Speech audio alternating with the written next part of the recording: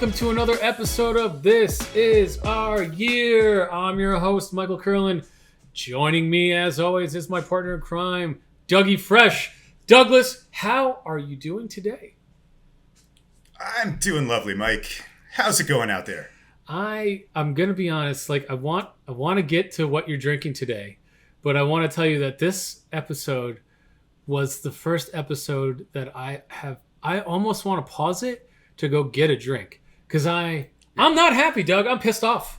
I think you should because you're at your best when you're not unhappy, and why not add a drink? It's fine. I get it. I get it. And I'll get to the beer in a second. But are we higher or lower than the Fire Lou episode in terms of angst? I'm higher. I am. Wow. I am more angst. I am so frustrated with the attitude of the Met front office at the trade deadline and the lack of movement for anything of ilk. I understand 100% what they were doing, and I can agree with all the moves they made, but I needed to see more. And the fact that we are the second best record at this point in a season ever. The only other time that we were better in a season was the 1986 Mets. And we just ancillarily added to the team. And the moves that we made are great. I am not complaining about those moves. But there's juice lacking. And to look, and I know you read Tim Britton's article on The Athletic, as did I. And he sums it up perfectly. He does. To not... Can we get him on? I don't know. We'll reach out. I'm sure we'll at him in this episode. But yes. To not move any of your top 19 prospects to make this team better now when we are in a small window. And I get what Epler said, and what I'm sure he's got Cohen listening, which is we want to be the Dodgers. We want to compete every year. I get it. But we are in this year right now. And every other team in our league, not even in our division, in our league, in the National League, who we go against in the playoffs, better themselves. Except for the Dodgers, who were already better than us, right? Already sitting pretty. Right. So the Padres, the Braves, and the Phillies all made moves that in my opinion, closed the gap on paper between us and them. And we didn't even add a left-handed reliever. Fine, you want to tell me that Contreras was going to cost us Alvarez or Beatty, and they weren't getting off that, and they refused to make the deal. I then think that Jed Hoyer is dumb, but you're telling me we didn't move any of our top 19 prospects? You're telling me I couldn't get a left-handed reliever? And the other thing they're going to point to is no left-handed reliever was traded except for Will Smith to the Astros from the Braves, who wouldn't have traded to us. Okay, right. I mean, we can make these arguments all day. But you're telling me if we didn't include one of our top 19 prospects, we couldn't have gotten Andrew Chafin? We couldn't have gotten somebody from the Orioles? Somebody from the... I don't know. To me, it's like... I think we were a little too conservative, and... Fine, we didn't go get Soto. Okay. Fine, we didn't go get another bigger bat like JD Martinez, who also didn't move, or Contreras, who didn't move. But you're telling me we couldn't have got that lefty reliever that is better, and you're going to try and sell me that Joely, whatever his last name is, because I'm so angry I can't even think of it right now. That'd be Rodriguez. Joely Rodriguez, I was right. Is gonna fucking all of a sudden get better. Buck doesn't even trust the fucking guy, and he put David Peterson in as a situational lefty against the Yankees the other day. Right. So you're telling me that that's the guy I got to pin my hopes and dreams on when fucking Soto just got traded to the Padres, and we're definitely gonna have to face tough lefties in the playoffs? Give me a break. Give me a fucking break. This rant is brought to you by New Image Brewing. Premium pills. Hey, look, check out this can, guys. I was going to do another Fancy Boy IPA, but then I saw this can in my fridge. I'm like, that is beautiful. That is a beautiful You know what can. It looks like? It looks like the fucking San Diego Padres logo. Oh, fuck. All right, I'm pouring it out. I think you should just slam it. I can do that. I can do that, sir. Quickly, these guys are out of Arvada, Colorado, so suburb of Denver, I believe. Never had it, but very tasty, and I will do my best on slamming this. So, God damn it, Mike, I agree with you, and mostly. Okay. And I hate when you make me play devil's advocate. I don't really want to play devil's advocate today, right? Today's about complaining, man. Yeah. We had a really obviously disappointing NHL free agency episode. Now we have a disappointing trade deadline episode. Maybe we should have seen this coming. As you said, let's go through it. Vogelback, Naquin, Darren Ruff, and Michael Givens, all fine players, right? All solid. The guys they are replacing, they're better than those guys, Yep. right? These are all ancillary upgrades. No one is arguing. Yep. That. Trevor May is back on the team today. Yep. Jacob DeGrom is back in the rotation. Correct. They're going to tell us that those matter too, right? They do. They do because But go ahead. But I agree with you. I mean, it's totally underwhelming, especially like you can have a C average like deadline if everybody else kind of does. But you're right. The Braves got better. Braves picked up Iglesias for just money. I mean, you're telling me we couldn't have gotten Aaron Loop for Dom Smith? Yeah, that doesn't our make old friend Aaron. That doesn't make any sense to me. Like, although, dude, Dom is obviously washed in terms of the league. I don't think he has any value. Fair enough, dude. But you tell me we couldn't have got Aaron Loop for cash? Right. I mean, the Angels gave the Braves Raisel Iglesias for nothing, and though we did not need a guy like him, I mean, I'm not actually. That's erroneous. We could have used a guy like him. No, we did. Yeah, I mean, you know which one was worse? You know which one was more like frustrating to me? The David Robertson pickup by the Phillies. First of all, God, like, why are it makes me angry that the Phillies are going to compete, and they have a ton of lefties that we might have to face in the playoffs. By the way, yep. But Robertson, I feel like would have been just a perfect 1A. Yep. To Sugar Diaz, and that would bump everybody else down, including Ottavino, who's been great, Lugo, who's been pretty good lately, and May and whoever. They didn't give up much. They didn't give much to the Cubs. Right. I don't. Do you agree that people are saying there's a Mets tax because of Steve Cohen? I don't know. I haven't read anything about that, and there could be. I think it's more of last year's trade deadline. We overpaid. And now everyone, yep. And I do think that the gap between our top 6 prospects and everything else is bigger. So we may not have those, that was the next point. Our 7th ranked prospect may not be as good as the 7th ranked prospect from the Phillies, right? You stole my thunder on that. Like, our top 19 is not every team's top 19. Like, the system right now isn't as good, at least in the tradable assets. They just had a great draft, but they can't trade those guys, right? Correct. So, but at the end of the day, I think that's still. I mean, these guys are. All 19 of these fucking guys are not making it the major leagues and making an impact. And our window is between now and November. Like, I don't give a shit about next year, and I don't care about dropping our World Series probability in 2023 by a percentage point by trading some guy. I have some stuff to say about that quote, by the way.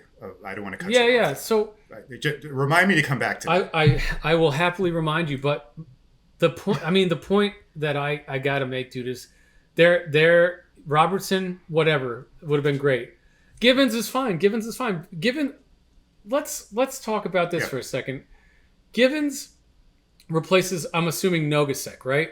And May replaces probably Lopez, the 2 guys that pitched last night. I'm assuming those 2. Well, yeah, no, but like in general, though, he kind of replaces Drew Smith, who I think's out for the year, right? No, Drew Smith will be back. Or is he? Drew Smith will be back but, in August. He's more that level, though. Who's this? He's more that level, though. Who's this? He's not the last guy in your bullpen, Givens. I mean, Givens is a 7th or 8th inning guy. He's got great numbers this year. That's what I'm saying. Yes, he's got great numbers this year, and I think May is plugged in now, hopefully as your 8th inning guy, right? Oh, and I see what you're asking. Yeah, today's roster moves: Nagosic and Lopez are gone. May and Yeah, I didn't even see that. So I just assumed that. yeah, And look at that. I was right. So those two guys are yeah, now in your bullpen, and then it bumps everyone up. Yes, Joely, we need to get him back in and facing lefties. And, Epler said this, and Lugo's always been really dominant against lefties in his career. So he's going to be yep. your other Heard that. lefty guy, I guess. But it's still, to me, like you're going in, I know the Braves got a couple of lefty hitters that are really good. The Dodgers got Yeah, they picked up what, Robbie Grossman. Yep. Well, he's a switch hitter, but that kills lefties. But they've got a couple of lefty guys. The Dodgers got a bunch of lefty hitters. The Padres have a bunch of lefty hitters. The Phillies got a bunch of lefty hitters. That are thorns in our The side. Padres picked up your boy. I mean, everyone's talking about Soto, who is a lefty. Yep. But they got Josh Bell too. Who's a switch hitter? So you're. Yep. And but you're right. Olsen, Schwarber, Freeman. We could go all day. There's going to be a ton of lefties. So people are making the argument that they're like the loogie is no more. You know what I mean when I say loogie? Lefty one out guy, Yeah. basically. Yep.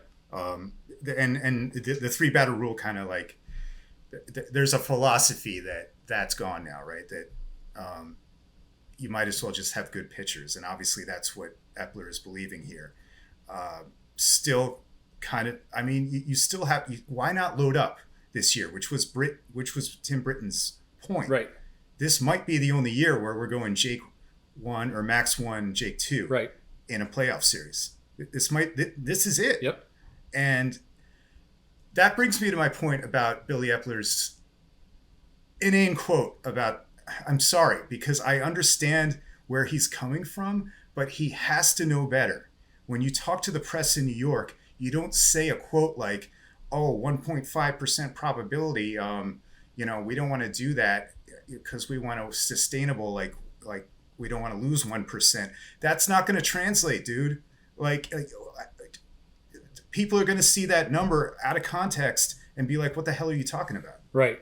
Yeah. Especially for a team that hasn't won in 35 years. Right. I think that was what was lost on the front office in general. Right. Is that, and let's just, we're jumping all over the place, but like, why doesn't he have the media training to know not to fucking say that in another way? I don't know. Anyway, but look, we upgraded Travis Jankowski to Tyler Naquin, right? We upgraded Dom Smith to Dan Vogelback. We upgraded J.D. Davis to Darren Ruff. All people that we needed upgrades on. And when you look at I like it, actually. I think DH is solid. Yeah, I agree with you. I think that these moves all were great ancillary moves. Well, in a vacuum. Yeah, so now we've taken our lineup from 6 deep to 7 deep.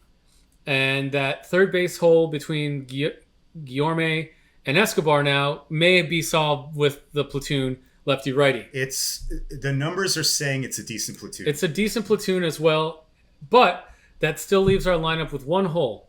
And you saw it last night when we had first and second in the 7th inning and nobody out, and you had Thomas Nido at the plate, and the guy bunted. And it's not the wrong call because he's a fucking automatic out and a double play waiting to happen. So if that's how you... He's actually a really good... He leads the National League in sacrifice bunts, which to that point, I mean, great. But now we have this... I think they're thinking we can get away with that hole. I guess. I don't know, man. Like that's where my mind goes. The juice. We could have added Contreras, and it's like a value add, right? Because everyone else has that catcher hole, right? There's no team that's really got a good hitting catcher.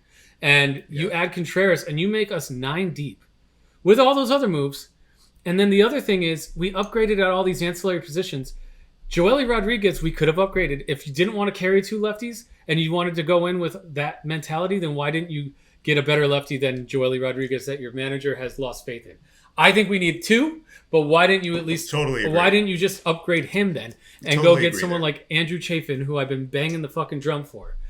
He didn't get traded, right? Who's some reason to get traded? So I think a lot of this is on Detroit and Chicago's front offices as well. I think I know the answer to this question, but I'm going to ask it again. Would you have traded Ronnie Mauricio for Wilson Contreras? 150% yes. Why wouldn't you? I'm surprised that... Because I suspect Epler would have done it, but maybe I'm off. No. But I'm surprised that Chicago didn't take that deal if it was on the table. I don't know if he's a guy... he reminds me a lot of Soriano when he came up. Maybe not as much juice with the like average, but if you remember when Soriano came up for the Yankees, he was an infielder that had no position, and It's like the same body type. yeah, skinny, lanky guy, didn't really have a position, but with some pop. Yes, when they moved, I think Soriano he started out at second base. I think he ended up in left field, if I'm correct. And he played everywhere. He played everywhere, and I think that's what Maurizio is going to ultimately be. Not dude, if he has Soriano's career, that's pretty. Yeah, good. I'm projecting him to like I know what you're saying. A body type, a position thing with some pop. I don't think he'll have that career. I think he'll be a guy that's more like a Jerkson Profar right now. He can play a little short, second, left. He'll hit 15 home runs. He'll steal 15 bases, and he'll be a jack of all trades. And that's a great guy to have, right? That's what Jeff McNeil has made a career doing, and now is finally entrenched at second base. And we can use that when Jeff McNeil ages out, because that's what this is telling me, based off what we did, is that we're not going to spend crazy money. And that's what kind of scares me. It's like, McNeil, when he comes up, are we going to let him go? Or are we going to plug Maurizio in as a guy that can, fill his position? Are we going to put Vientos in next year and let Ruff go? Which that actually I don't think is a worthy comparison. It's not a bad idea. They have an option for Ruff, right? I don't know what they have for Ruff. I think there's a team option there. They have a lot to do. 3/5 of the rotation, the leadoff hitter Nimmo, all the bullpen. Yep. I forget if it was Britton or someone else on The Athletic today was talking about this. How I think they are taking that for granted, or taking that in mind because of the Cano contract and everybody else they already have in contract, and all the holes they have to fill next year. The Mets are in a lot worse position than, say, the Braves are going into next year. That is correct, but we have the money to look. You would think, right? I'm glad we didn't go crazy on like a Bednar, right? Where I would not have wanted to give up a Maurizio for a term relief pitcher. I think relief pitcher is so fickle, and it's year to year. It's kind of a bad idea. And I think we can re-sign the guys we want to re-sign out of our bullpen, and we can fill the gaps. Do you think we can re-sign Diaz? Yeah, I think we're definitely going to re-sign Diaz. I think we're going to re-sign. Do you think he's going to want to stay? I hope. I mean, why would he not want to stay? So. He's going to be able to get, if it's a money thing, no one can pay him more as long as we want to pay him more. But that's what I'm worried about. Are we going to not spend with the richest owner in baseball like we should because of the luxury tax or Cano's contract? I don't give a fuck about any of that. Did we just miss the opportunity to add 2 more key pieces to our everyday lineup and our bullpen because we're thinking about that? And that's where I get frustrated. I don't think that they should be correlated at this point in time. I want a general manager who thinks like us. We haven't been here in 36 years, 35 years, 36 years, whatever it is. And our opportunity is here. We're a good team. We are the second best team in the National League, 4th best team, or 3rd or 4th best team overall in baseball. And our window is right now because Max Scherzer has 2 years left and just turned 38. DeGrom has already said he's opting out after this year. So what is it going to take to bring him back? Who knows? If we even want him back, And now we got Bassett who can opt out, and we got Taiwan who can opt out. And you're talking about Scherzer and Carrasco as our only 2 starters next year. And you got McGill and maybe McGill and Robertson, but I don't know, man. And Peterson. I think we missed a big opportunity to hold on to some prospects.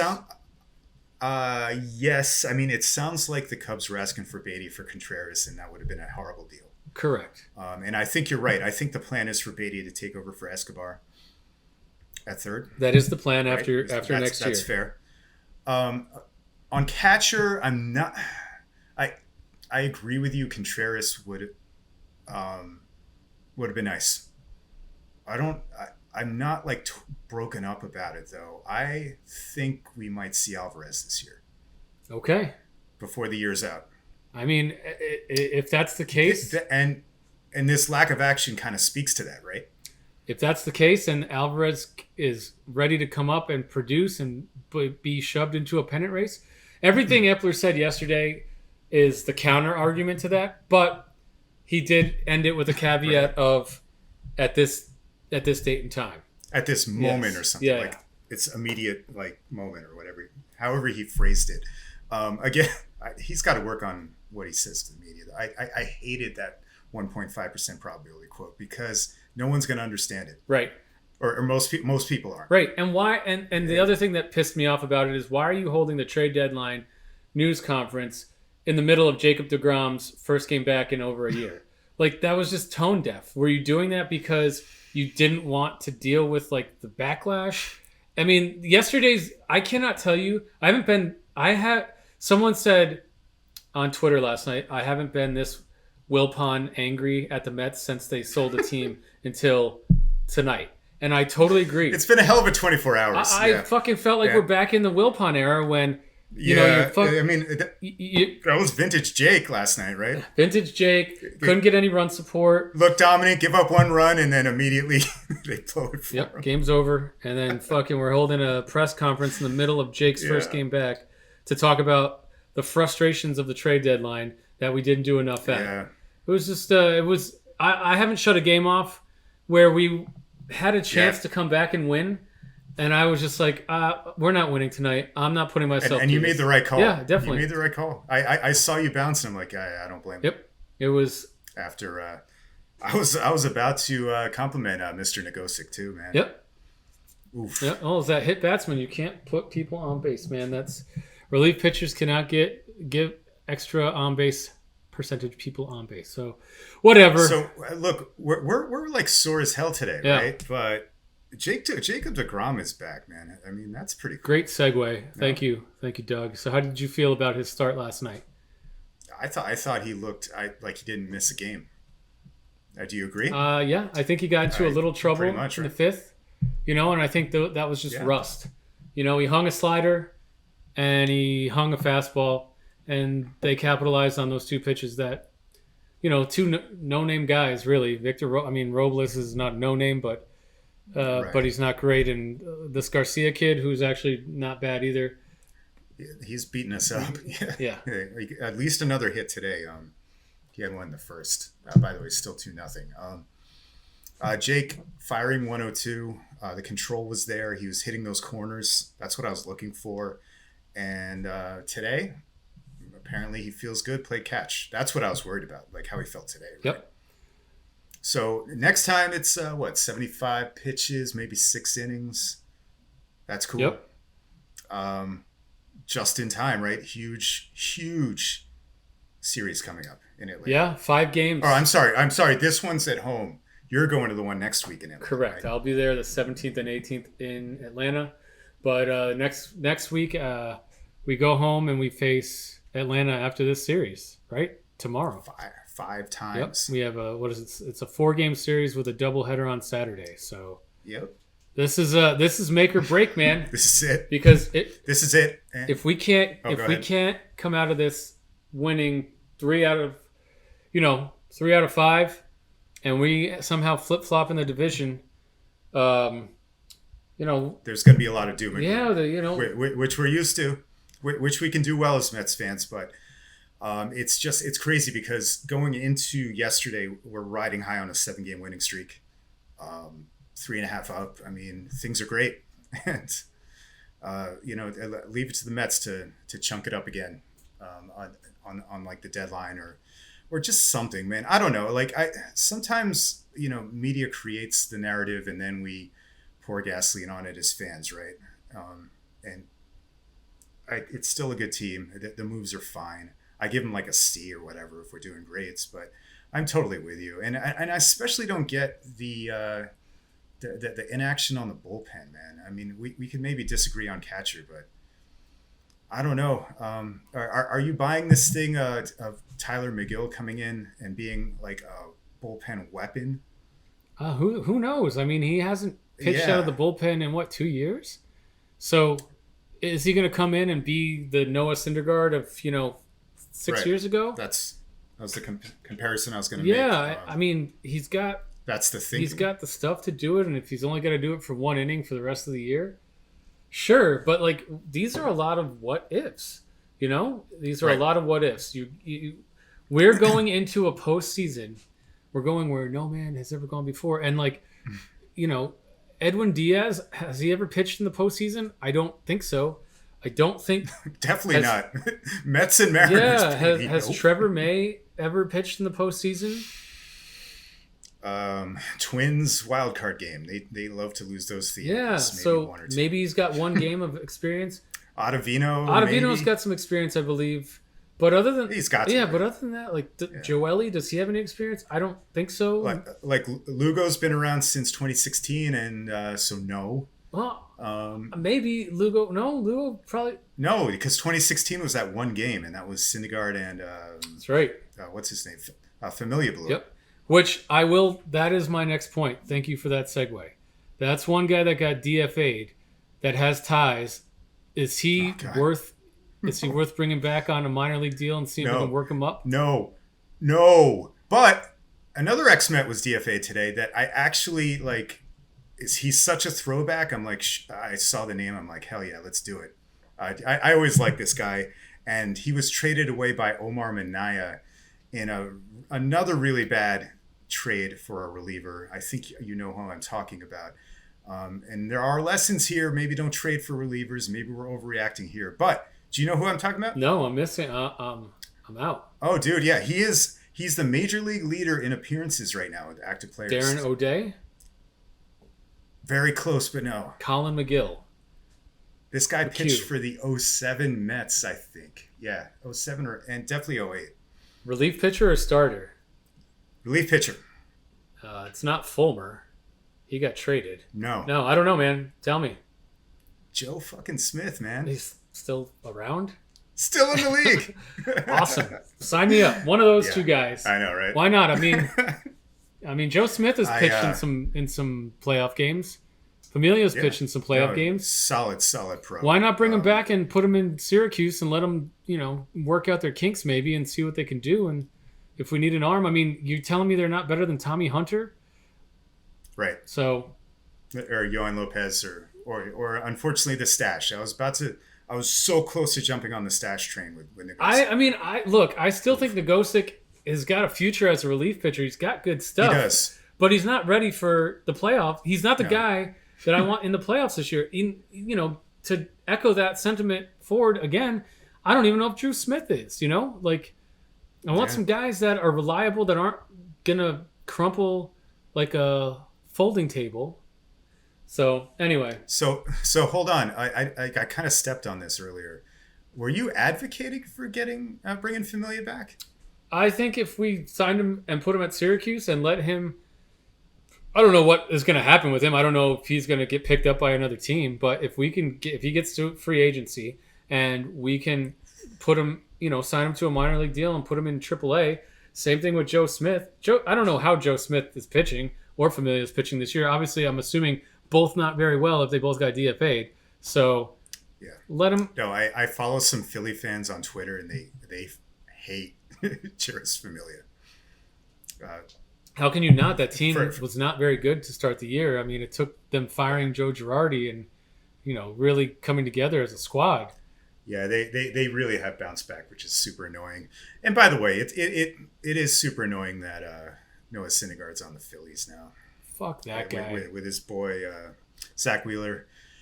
And Philly fans were saying that last night. Like, if anything, this just pisses the Mets fans off, and they're probably right.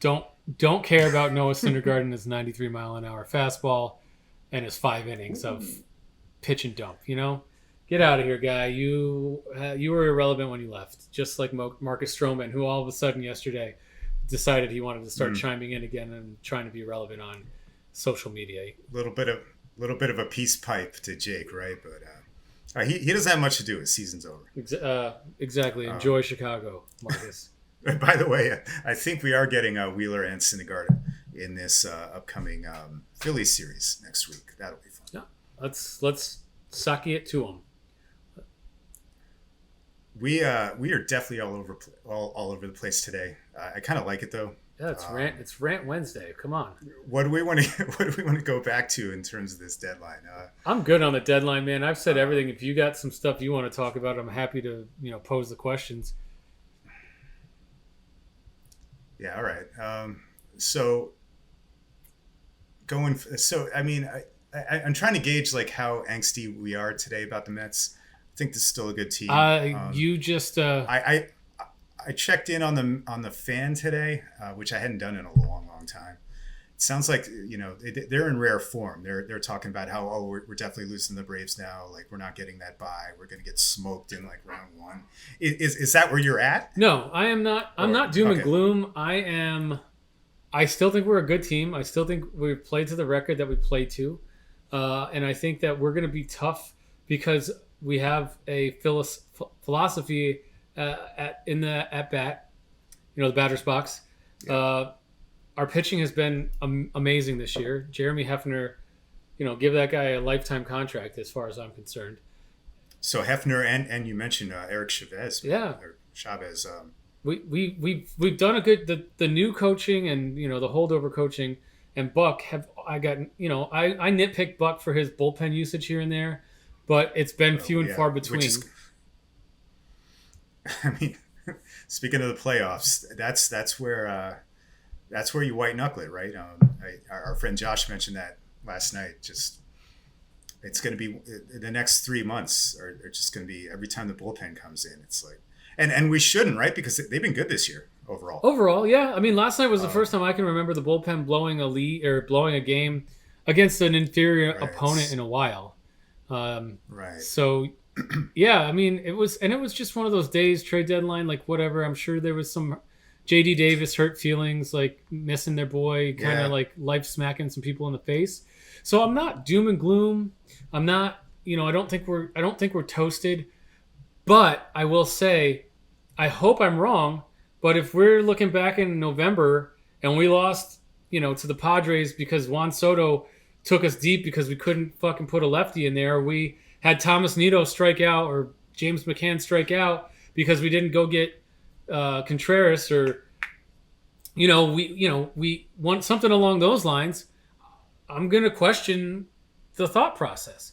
I hope I'm wrong, and I hope that Epler shuts everyone up, and this is just angry Mets fans that subsides in 2 weeks when we go home and we take 3 out of 5 from Atlanta, and everyone's back to being happy again.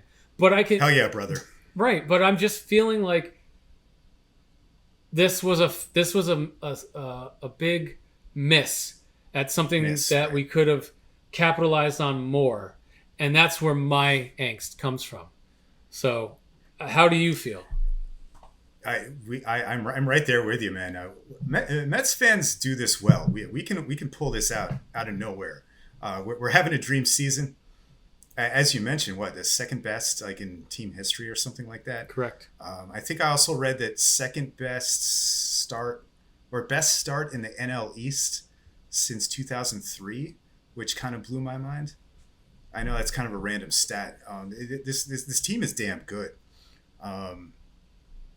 But yeah, like the combination of the deadline and last night's game was just such bad timing. Deflation. It was just like a balloon just yeah, it took the wind out of the sails, man, and it was just I don't know. I feel like my therapy session with you is over, and I feel like I've released some demons of anger, and I feel better.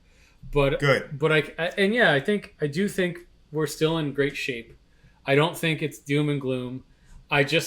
To the point I just made, I really hope we're not having an episode in November where we're talking about, the left-handed hitters of whatever team in the playoffs just took us to task. Just smoked us. Or the catcher, the hole, having a hitting hole as a catcher, and they exploited that because they pitched around the rest of the bottom of the order. And we had so many at-bats where we couldn't take advantage of runners in scoring position with Nido or McCann or Mazika, hopefully not him, up to bat.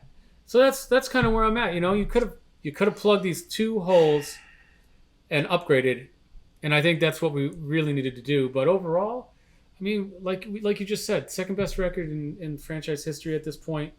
It's not a hell of a lot to lose steam from. Last night's loss to the Nats, just I think was the icing on the cake to piss everyone off to the point where right they couldn't just the worst. They lost their mind exactly. So Yeah, we all reverted back to our old selves for 24 hours. And I got to admit, it was fun, man. I couldn't stop scrolling. Yo, dude. I love that shit. I was driving all over California yesterday, and it's summer here in Orange County, so there's just traffic everywhere to get to the beach. And I'm trying, I don't condone texting and reading your Twitter and driving, but at every stoplight, I would refresh and scroll as fast as I could, and I'm like, oh my god! Oh yeah. Even to the point, audience, I had to call Doug at 2:50 Pacific, 5:50 Eastern, Yep. and I'm like, I can't get enough updates fast enough. Twitter's jammed up. I believe I broke the Gibbons You news did. to you. Like you thought we just did nothing. Did. I was like, Gibbons. Yeah, yes, I did. Well, that made me feel a little Got bit. Michael Gibbons. Thankfully, I didn't have to ram my car into the car in front of me. So, so Dougie, I think we've done enough Mets here. I think this big series with the Braves coming up. We'll be watching that, and we'll be on white knuckling. Just tremendous. Yeah. Just tremendous, and it's it again, perspective. It's a great series. It's a great season, and our two biggest prospects have seats waiting for them. Right, catcher, third base.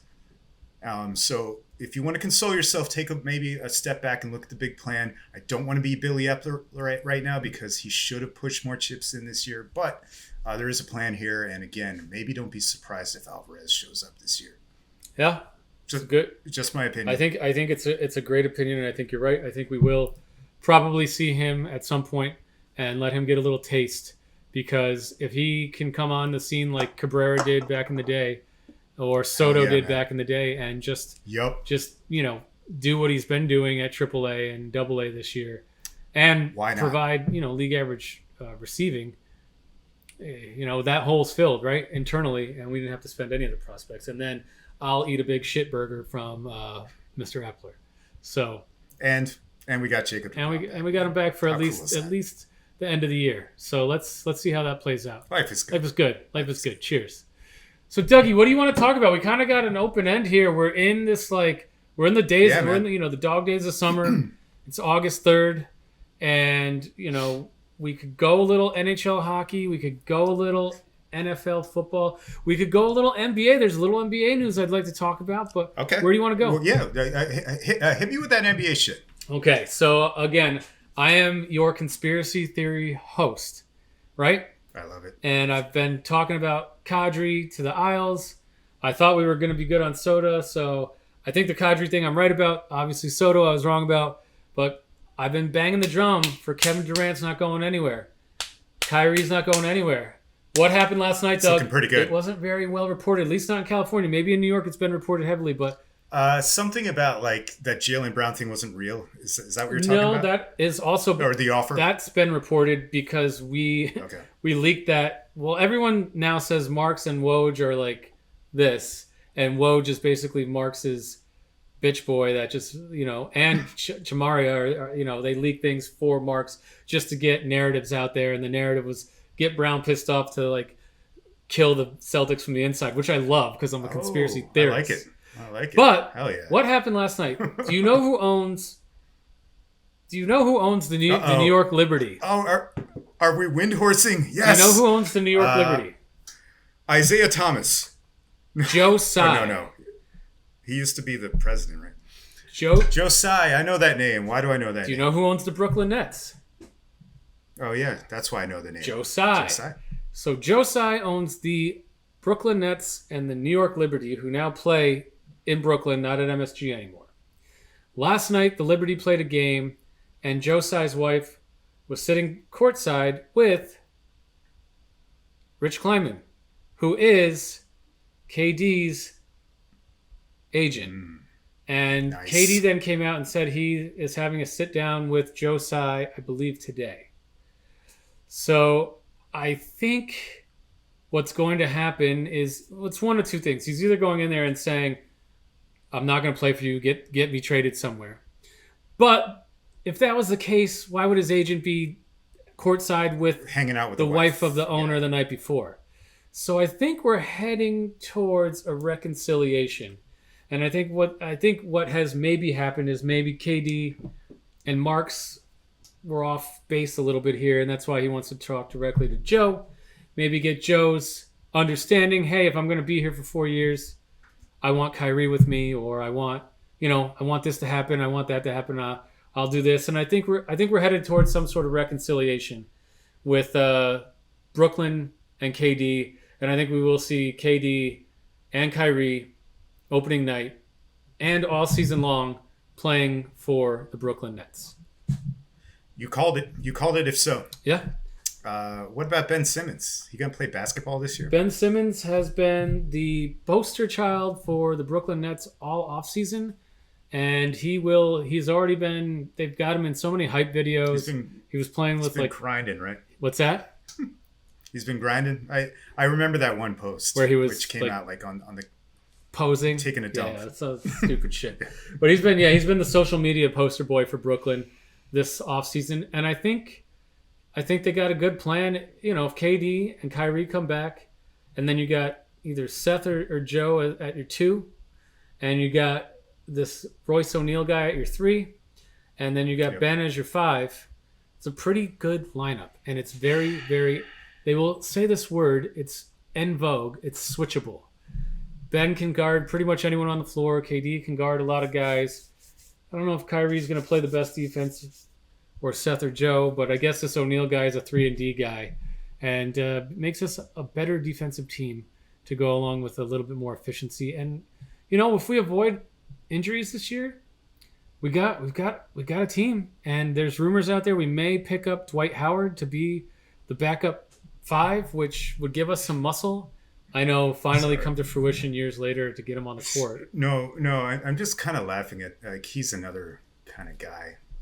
I mean, he is a complete and utter disaster. But he, as a backup center, he provides the team with what it would need out of him. No, it's been like really interesting. You're absolutely right. He is like morphed into like a really good backup big man. Yeah, he's everything. It's been a really weird career for that guy. He shot himself in the foot when he left Orlando the first time. Yes. And he rescinded the trade that Brooklyn had him as the apple of their eye. He rescinded that trade, somehow ended up in the Lakers the first time. And obviously, he's a diva. I don't think him and Kobe got along at all. That did not work out. And he's bounced around since then, but he's resurrected his career. He is a very, very good backup center in this league. So one thing I'll say about the Nets in my limited knowledge, it was just striking how much how easy, maybe not easily, but the way Boston was able to shut you guys down offensively in the playoffs. Do you have faith in the coaching staff to address that? Again, another thing that came out this week was KD basically admitted that he knew they were toast in the first round, and I don't like before the series started. Yeah, he came out on a podcast, and there was someone. No, his buddy Mike James, who's known as just like I heard about. Mike that. James is like one of KD's BFFs. Yeah.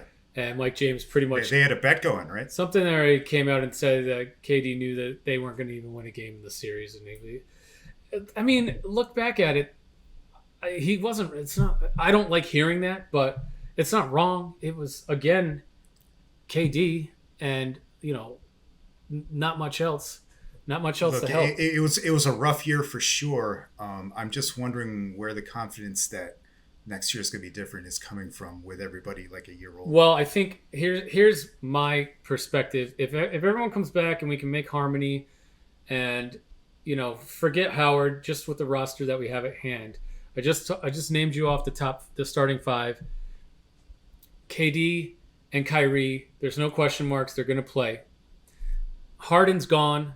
And as much as like the reasons why he left and all the other bullshit drama with Kyrie, which we all know now, he was also he took the best team, and they had the best offensive efficiency in league history, and some of that with D'Antoni retiring after the end of the year 2 years ago was going to change, but he took that team and turned them into a slogging, half court ISO offense where it was really just pick and roll ISO, and it went from this run and gun team that just you didn't know how to stop them to slow down the tempo and try and do pick and roll with Harden. And that doesn't work anymore because Harden's older, slower, and there wasn't the guy that they could make that work with on the team. Claxton kind of a little bit, but then you're taking the ball out of KD's hands. So he's gone. He's not anything we have to worry about. There's no balls there's no shots that we have to get that guy. There's no handles we have to get that guy. It's a clearer picture, and this team can go back to ISO with KD, which I don't think they want to do. I think they want to pick up the tempo. I think they're going to want to run the floor more, and they got some guys that can do that, and they want to kick the ball out, and they want to shoot threes, and that's get back to what they're good at. So, and I think this Royce O'Neal pickup again is a big pickup. It's a hole we've had for a while. Joe Harris was playing the three last year, out of position. He's not a three, and he played like 20 games, right? And then, but then you had over the course of the season, that role was like Kessler Edwards was getting big minutes at that position, and he's a rookie. It's that guy's great coming off your bench for 10, 12 minutes. You don't need him paying 25 minutes a night. So I think the efficiency with the team stepping up and having health, and these guys, if everything comes back in harmony, we're just going to play a different brand of offense, and it's going to be better. And we're not going to have to try to get in at the end of the year. We should be cruising in the top 4 somewhere and have home field at least in the first round of the playoffs, which is going to be a different animal. So that's my 2 cents on the Brooklyn Nets. Sounds good. Any thoughts on the Jets this week or no? And it's fine if you don't. Just, Zach Wilson up and down, Elijah Moore, darling again, Carl Lawson starting to come back, Becton's back, and playing right tackle, opening up big holes on the run game. Still got some work to do in the pass game. But overall, knock on wood, no major injuries so far. And that is all I give a fuck about, other than Wilson 100%. playing, a better brand of football than he played last year. Right. 100%. The NFL preseason and training camp is a menace. I hate it. Although from the Giants' perspective, I will say it was kind of cool. I watched this very, very short clip of our new head coach, Brian Dabble. Sounds weird when I say it. I think it's Dabble. Dabble. I believe he's Southern as well. Road. I heard him talking about the drills they've been doing in camp real early on, and he's more focused on decision making as compared to execution right now, which I kind of like. Look, I just kind of like that it's a different coaching perspective than the last couple of years when it was just like, oh, we're gonna run through the wall, we're gonna be the toughest team in the league, blah blah blah. That shit obviously didn't work.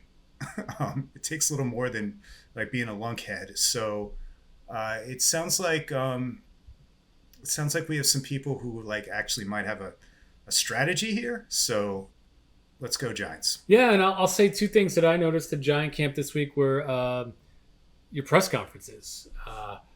Dabble had a nice one where one of the beat writers went after him for Daniel Jones looking pretty bad in practice.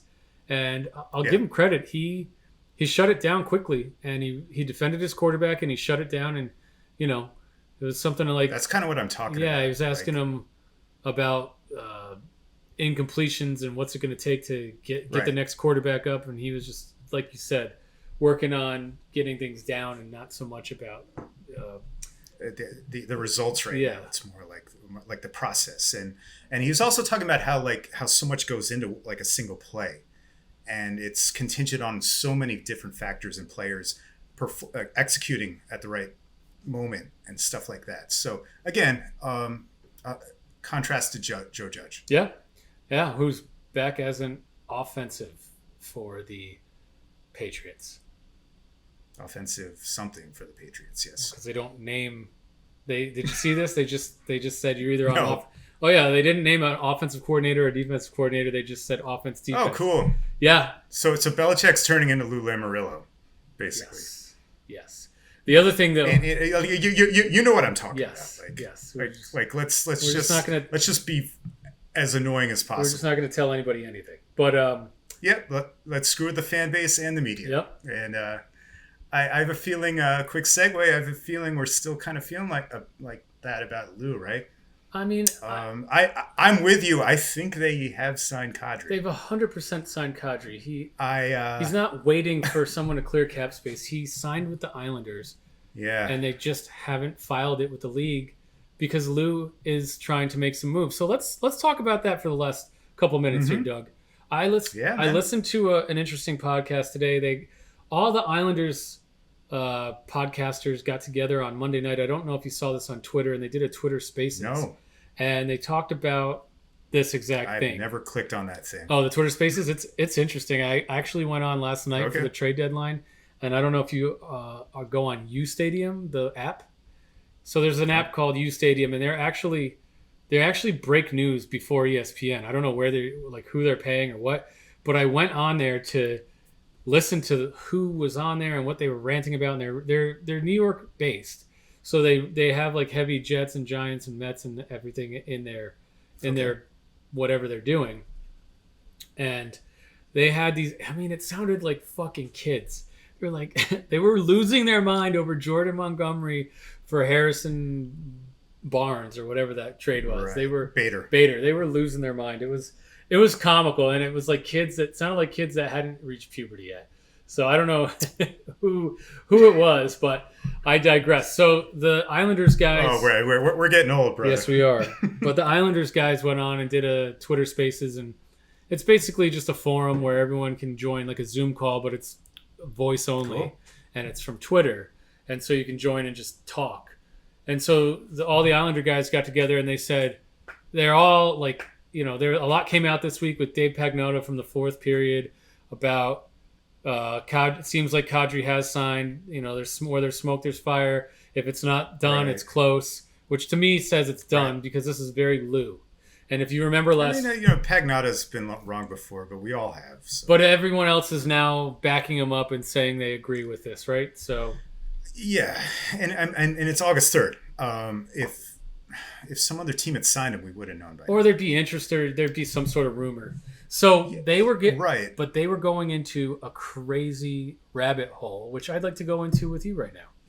Let's do it. I love it. So we talked about this a little bit last week about if we did sign Kadri, what are we going to do? And I was like, put Barzal on the wing, and you were like, that sounds really, really, really, really bad.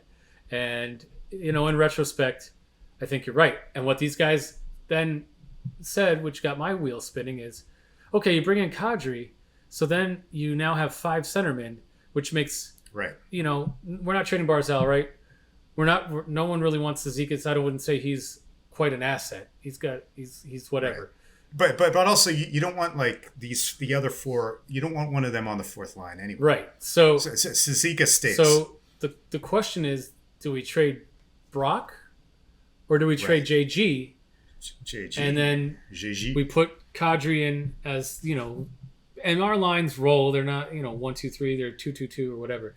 So you trade JG and package him to go get a guy like Miller, and then you get your top line guy. Oh, dude, like JG plus for 1 year of Miller. I think.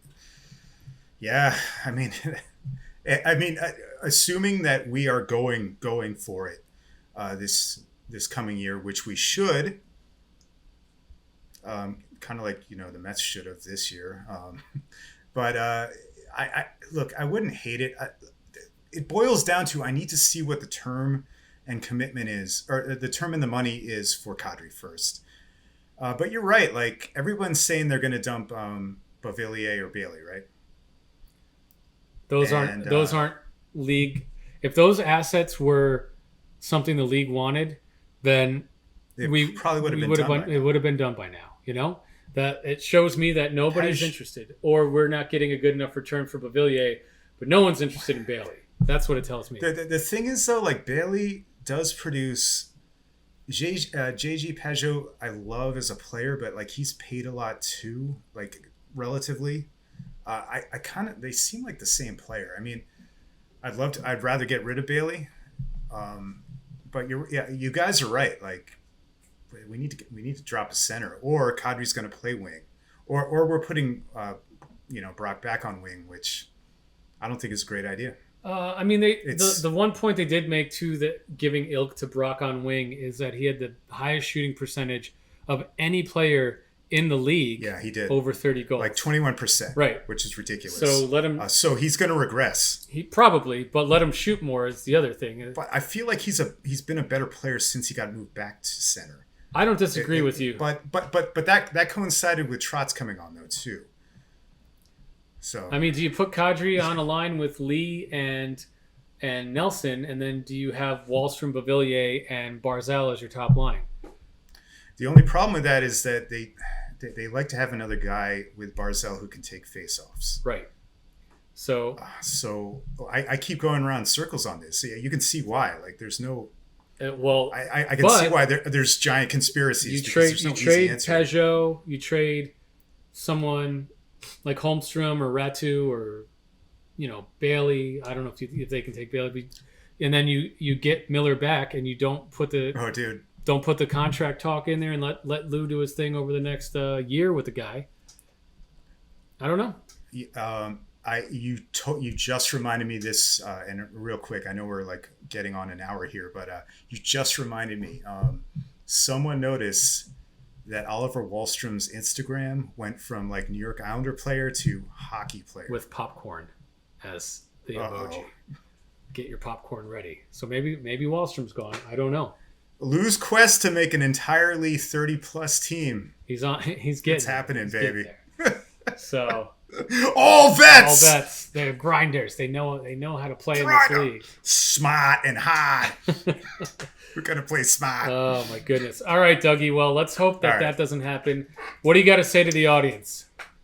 It's another tough week, man. And like I had a perfect candidate in obviously Bill Russell, but the news last night I think takes precedent, and that's Vin Scully, man. I don't know about you, but I will hear his voice in my head as long as I live, kind of like Bob Murphy. And I thought of Game 6 against Boston, that whole World Series he did. And actually, before the game, I saw Keith Hernandez say the same thing. Everyone has a Vin Scully memory, though. He was basically everywhere, and going back to the stuff behind you on that wall, like the Brooklyn Dodgers. It's just incredible to think that he started in like 47 or 1948 with those Jackie Robinson teams. So, my God, just an absolute legend. I hate that we keep having to do this, but vaya con Dios, Vin Scully, man. Yeah. LA icon, obviously, so you can speak to that more. But yeah, I mean, it's just, we talked about it last night, me and Alex, my wife, who is a Dodger fan, and right. She's not a huge sports fan, but even she was like, right. Oh, wow, Vin Scully died. That's awful. And we talked about, 94. I mean, he lived a good life. And the fact, I just can't fathom that he was in Brooklyn in the 40s, broadcasting games. I mean, he started really, really young, but broadcasting games on the radio for the Dodgers in the 40s and the 50s. And he moved out west with the Dodgers and just, became that icon. And I don't remember almost 70 years, right? Yeah. And was on TV as recently as last year. Yeah. So and I remember I was out here when he retired. I remember, it was a big deal. I wasn't at his last game, but they it was all over out here. So, great guy. He painted a picture with his words like no one else could. Yep. He just that's baseball at its finest. Yep. Listening to that, and he's immortalized, through so many different ways. But Dodger Stadium, you got to drive up Vin Scully Drive to park and get to Dodger Stadium. So we'll be reminded of him every day that the Dodgers play a home game at the very least. So yep.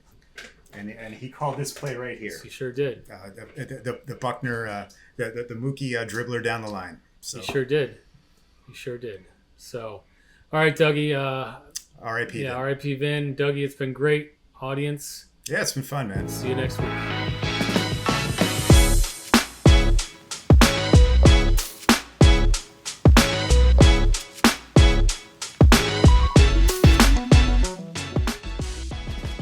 Produced by Heartcast Media.